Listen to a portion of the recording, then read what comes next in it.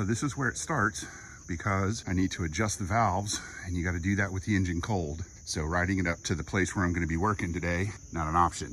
The valves are under there. And now that it's on the trailer, you got to do the very important last thing, which is to shake the bike, make sure the whole trailer moves, and say, that's not going anywhere. Hey there, Jack and Jill Motorcycle. It's Wes from the MOA coming back for a fresh video series on my Airhead. You may have been reading about this in the magazine. This is a 1976 R90/6, and you know, before I get too much farther, you might notice I'm in a completely different environment. George closed his shop, sold the building, and now I'm working out of a place called Morton's BMW in Fredericksburg, Virginia, Spotsylvania, Virginia, who have kindly allowed me to use a lift and be indoors in the nice air conditioning, which is fantastic for mid-August.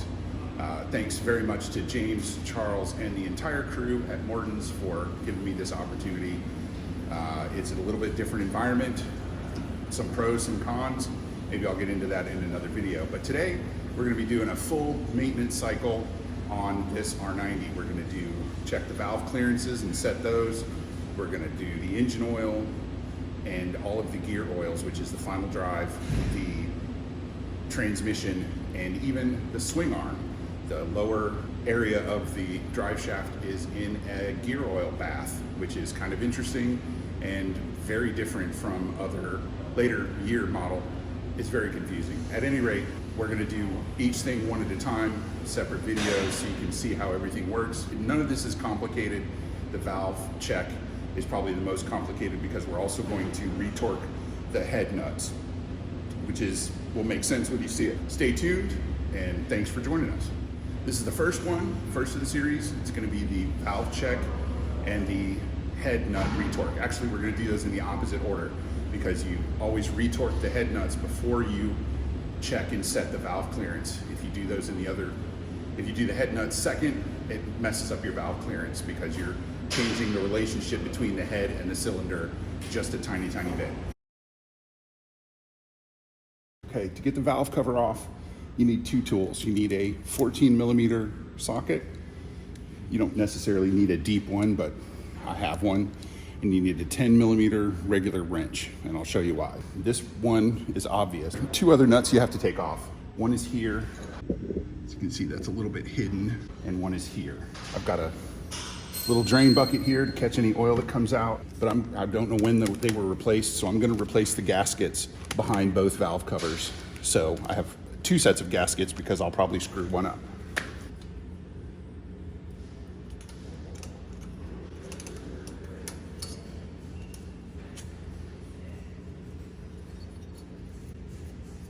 And you want to keep your hand under so it doesn't fall into the oil drain.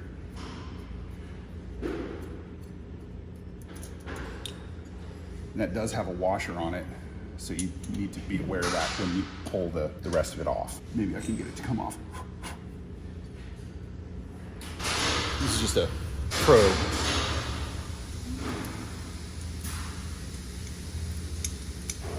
And there's the washer. Now we'll get the other one.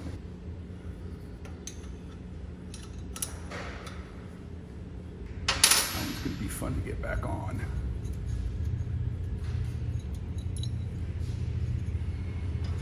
That washer. There we go. Now we're gonna tackle, now that we've got the two side ones off, we're gonna tackle the bolt right out front, and this is when it might start leaking a little bit of oil.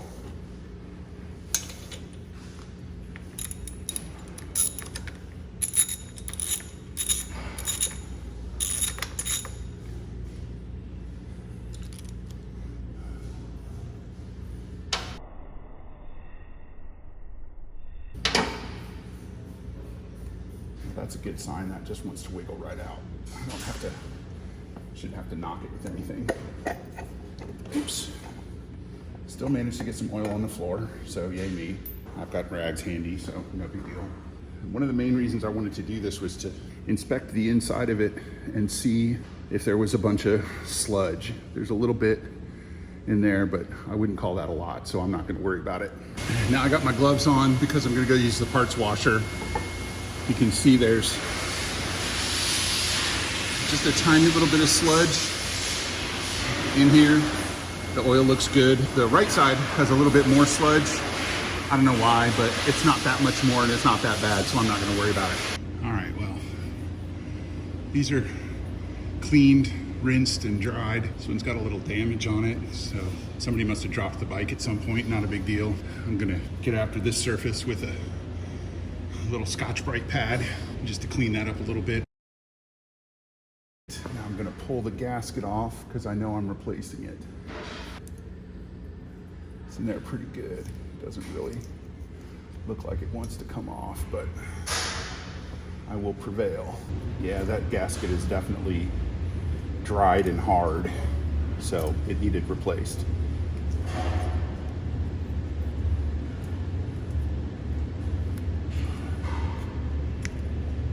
It's just tearing, which is not good.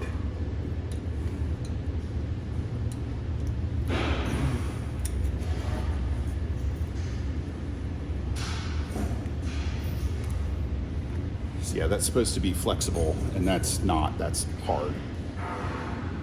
Yeah, that's gonna suck. 2 hours later. Okay, with a little bit of elbow grease, razor blade, sandpaper, 220 grit, pretty fine, and contact cleaner. I think I've gotten it about as good as I can get it. Still a little remnants, and I got one little gouge that I put in there with getting the razor blade at a too sharp an angle. But now I gotta take on the one on the other side. The process is exactly the same, and I'll show you a little bit of the gasket scraping on the other side there. There's another washer that goes under the cap nut. I dropped the other one because I didn't know it was there, which is usually how I discover stuff. I'm gonna see if I can pry a piece loose and then get under it with the razor blade. And this rounded thing pushed it pretty good. Not as good as salt and pepper, but not bad either. That's gonna come apart there. So we'll just see how far we can get. Yeah, that's it. That's ripped up. And once again, you can see how this is supposed to be flexible, and I can't even barely break that. So now we use the razor blade.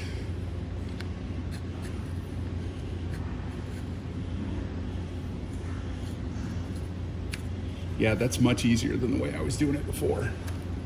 And whenever you're using a razor blade, please be careful. Don't cut yourself. Once I get off as much as I can, I'll get after it with the sandpaper and the cleaner. Because I don't want any of those paper bits to be left in there when I'm done. This is definitely slowing me down. I didn't expect to have to do this. I mean, this is just miserable work. And I'm holding the rag underneath it just so it doesn't get all the way to the lift.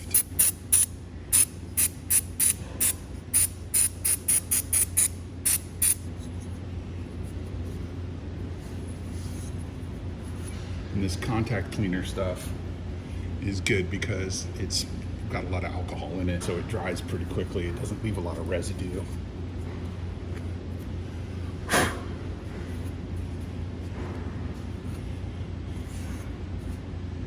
All right, let's see if that helped any.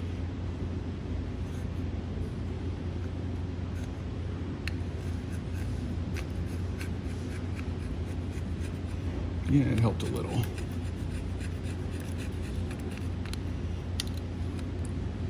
This top part here that's really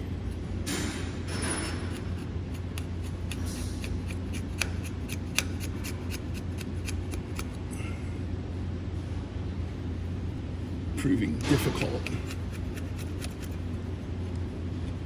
You know what? I'm gonna put a fresh blade in there. James brought me a fresh blade. There it is. See if that helps any. 1 eternity later. I don't think I'm getting the rest of that off without a bead blaster, and then we'll come back and do the head nuts. I gotta take the spark plug out, and this is just, you know, cleans that up like that. Easy peasy. So to retorque the head bolts, head nuts, there's 6 of them. There's 2 on each rocker and 2 in the head itself. And you're gonna loosen them and then tighten them in the same order. You loosen them 1/4 turn only, and when I come back to tighten them, I'll tell you what the torque is. And I know I don't usually tell you torques, but this is an old bike, they're not changing. The order you wanna go in is 1, 2, 3, 4, 5, 6. The 4 on the rocker arms are 15 millimeters, and the 2 that are in the head are 14 millimeters, which is the same as the cap nut on the valve cover, and you'll need a moderate extension to get to those. So we're gonna start with the 15s. Remember, 1/4 turn. Oh, except I said start here, didn't I?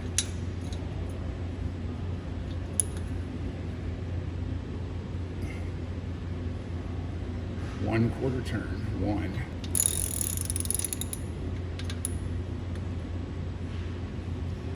2. 3. 4.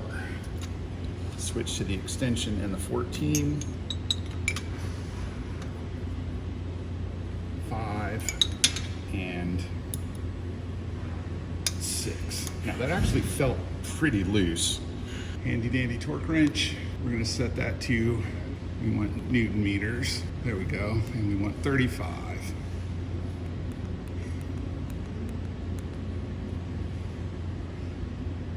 We're gonna do the same order. 1, 2, 3, 4, 5, 6.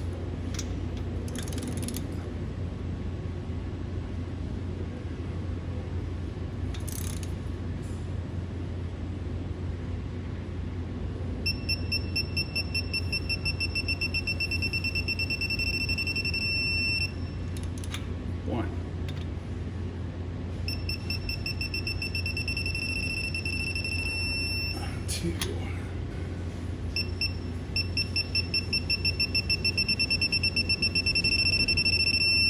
3.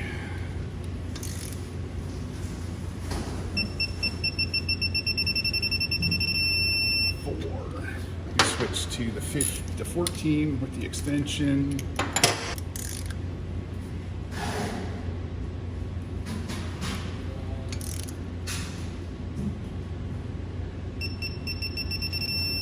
5.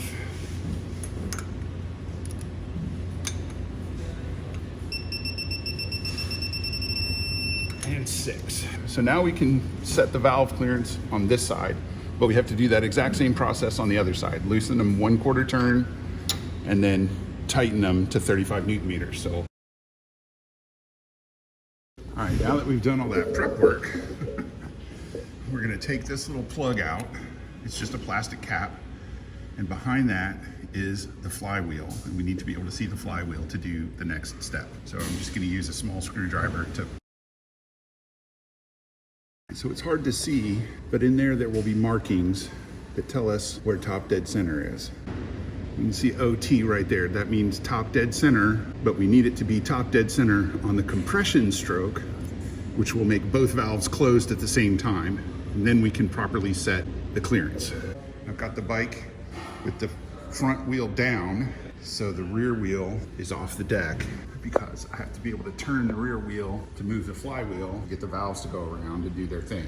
So it needs to be, it's easier if it's in 5th gear to do that. So that's what you're gonna see me do.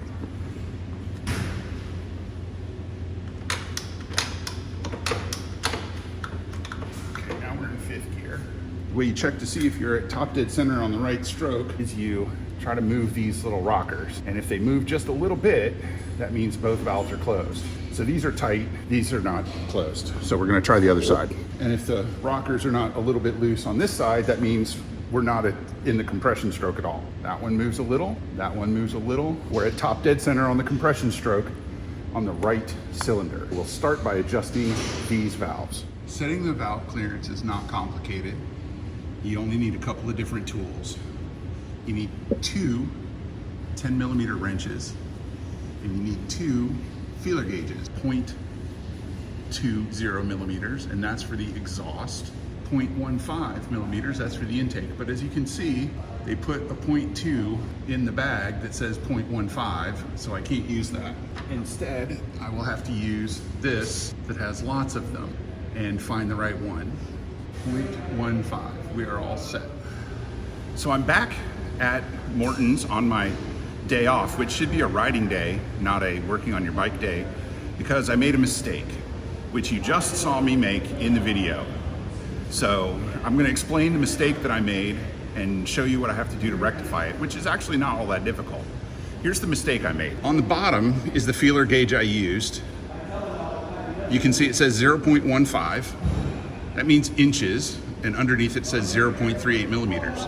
That is wrong. On top, the other gauge says 0.15 millimeters, which is 0.006 of an inch. That's the one I should have used.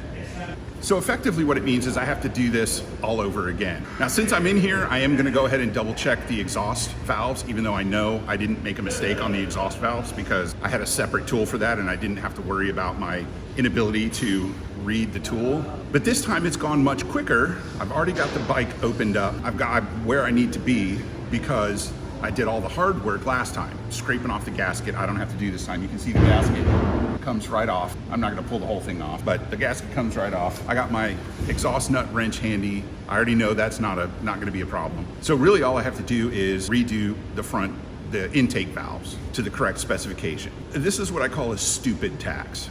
It cost me gas to get up here, it cost me time, and it's embarrassing to make a mistake. Hopefully you can see that it's okay to make a mistake. And if you're gonna make a mistake on your valves, setting them too loose is the mistake you wanna make, kind of like jeans. If they're too tight, it's really not a great idea, unless you can pull it off, to be perfectly honest.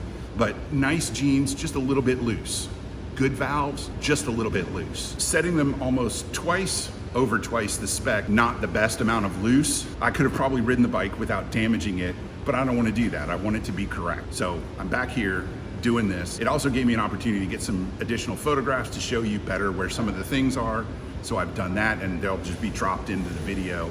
And I'm gonna try and give you a better shot of the actual adjuster photo with an arrow that shows a little better. When I was editing the video, I realized I didn't really show that very well. I'm not gonna show you the process because the process that I did is correct. I just used the wrong gap. That's what I'm fixing. The rest of the video you can trust, if you can get past this.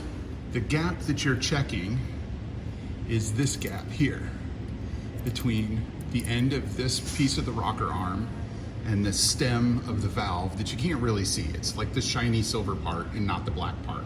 And this is intake because that's where the carburetor is. This is exhaust because that's where the exhaust pipe is. So you want to be able to get a 0.15 in there with just a tiny little bit of resistance. But I can move the push rod. Let me go check and see if I can move the push rod on the other side. I cannot. So I feel very strongly that I'm in the right place. But I need to find my 10 millimeter wrench. Nope, that's a 12. And the inside one, a little loose for a 12, but let's see what the 11 does. The 11 doesn't fit on, so these are both 12s. So I'm gonna do the intake first. First, I'm gonna loosen the lock nut just a little bit. That was very tight. And now I'm going to move the adjuster until I can get the feeler gauge in there. Okay, so now I just want that to come in and out with a little bit of drag.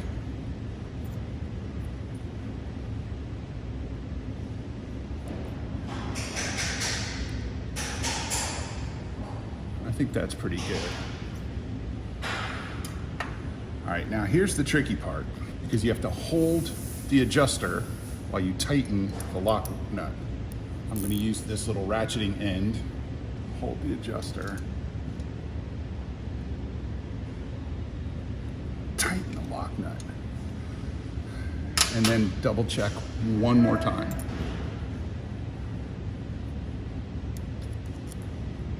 That could probably be a tiny bit tighter. I'm gonna see if I could make it perfect. Given the choice between too tight and too loose, You want them to be too loose because as the motorcycle operates, they will get tight. Eventually. It just takes practice and patience. I'm not real good at patience.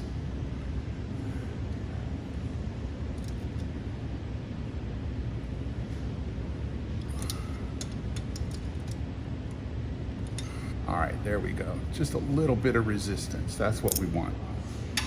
So we've got 15. Now we can move on to 20. I got my 20 right here. We're gonna do the same thing. Okay. So now you'll be able to see me move the adjuster. So you kind of want that to just hang there and come out. So moving the adjuster, I got it exactly where I want it to be. So we're gonna see if I can do this without moving that adjustment and just tightening up the lock nut.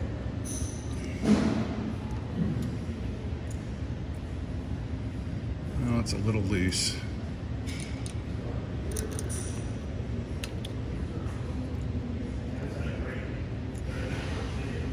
So I'm just gonna turn this a little bit. Oh, now I've made it too loose. So we'll go back the other direction.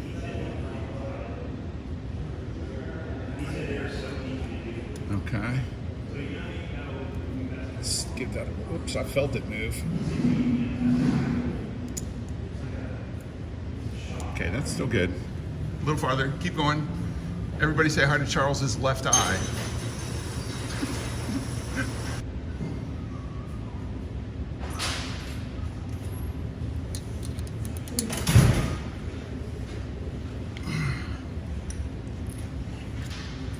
There, that's got it.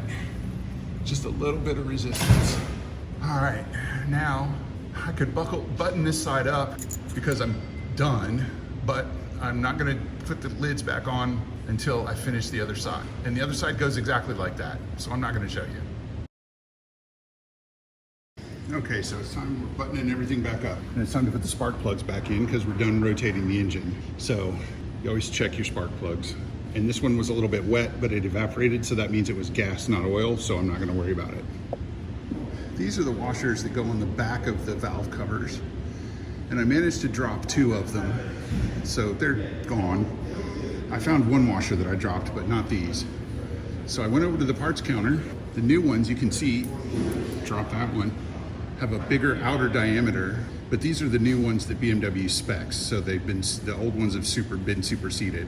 So these will fit just fine, but the important thing is they have 4 of them, so I'm gonna make them all the same. I had to dip into the bike's toolkit to get the spark plugs in and out. So this is a really simple tool. One end fits the spark plug, and then you use this bar as a tightener. Now spark plugs don't get tightened Gorilla Tight because that's a crush washer to seal the gap so that no air gets in where the spark is supposed to go. And you always, always, always start your spark plugs by hand. Never use a wrench to start your spark plug because your spark plug should not be difficult to thread. If it is, you've got a problem. Some people put anti-seize on their spark plugs. I don't because I take them out pretty frequently to check them.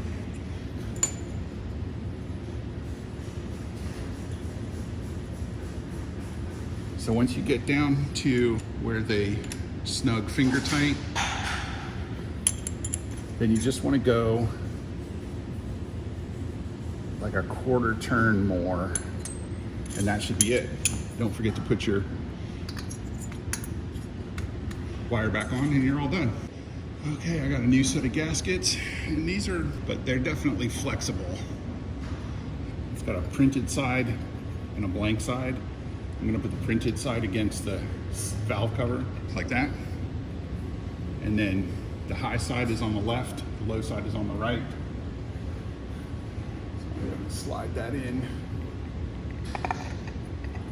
I'm gonna start with the center nut.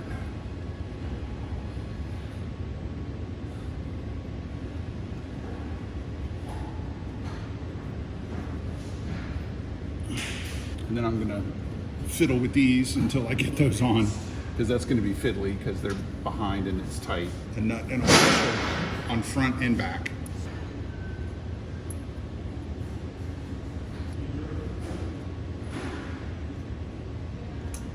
I see why they changed this design with the the oil heads, because this is super fiddly.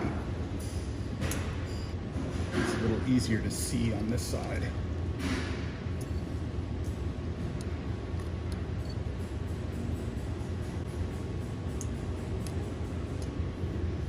Of course, it doesn't help that I have giant meat hooks for hands.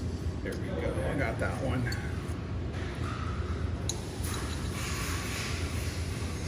You know what I could do?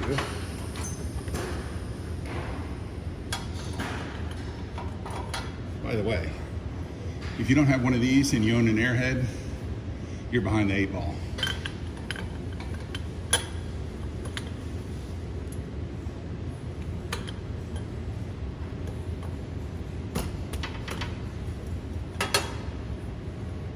That came off super easy. That makes me happy.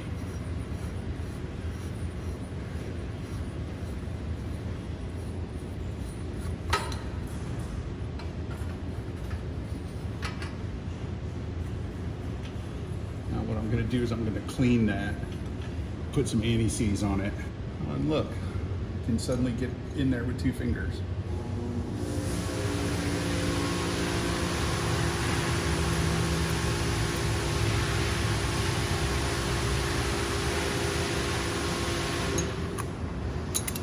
Ten millimeter wrench on those. You don't want to over tighten them.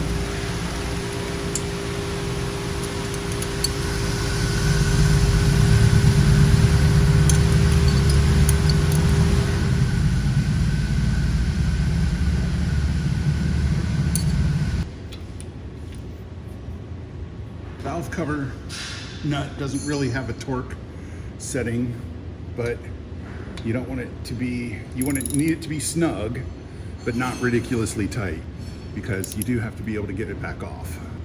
I'm gonna stop there. That feels tight enough. And then I'm gonna check the side nuts again. Yeah, tightening up the center nut gave these some more room. I'm going to hit this with a little cleaner, just to clean these threads a little. There we go. There's another washer gasket thing there. Yeah, so let's snug up. I'm going to put a little bit of this stuff on those nuts. This is specifically meant for high temperature, high thermal loads. That means hot.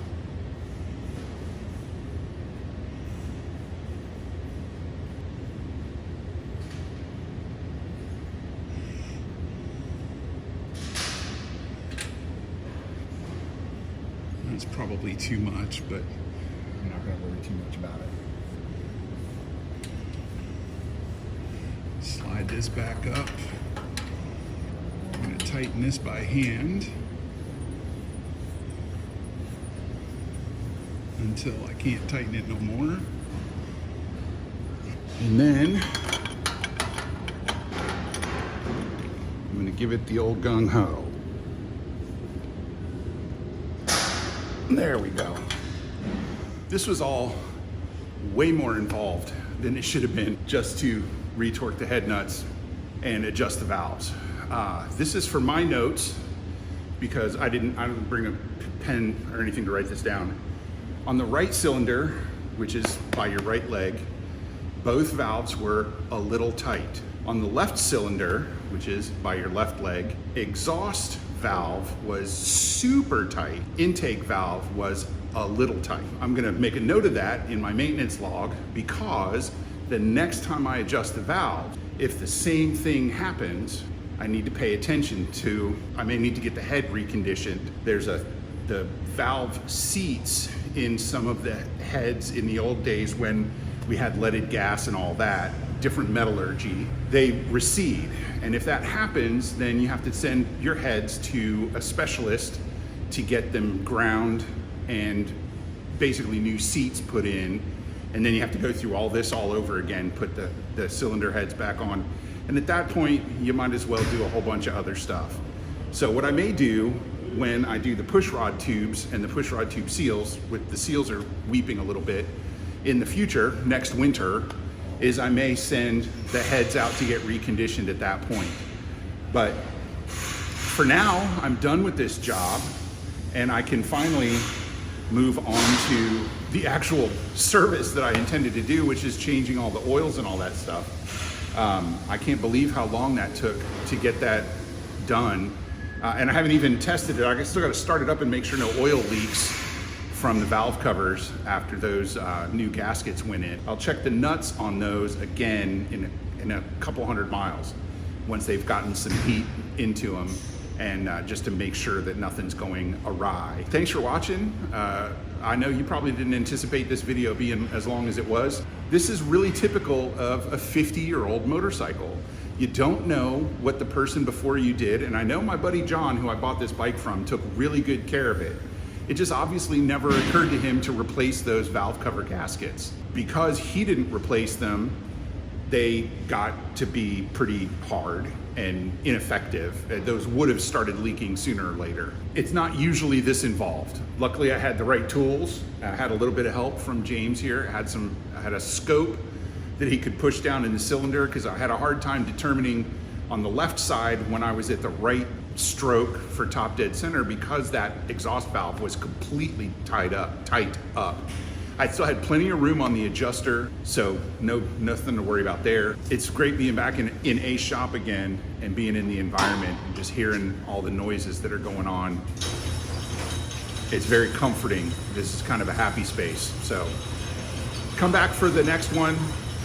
As we continue learning more about the Airhead, you can learn right along with me. I know a lot of times these videos are done by people that are experts, and they might assume that you know a lot of things that you don't know. And with me, you're starting with somebody who has a decent amount of book learning on these, because I've done my homework, but I've never actually done this work on this bike before. So you're learning right along with me. Take it easy.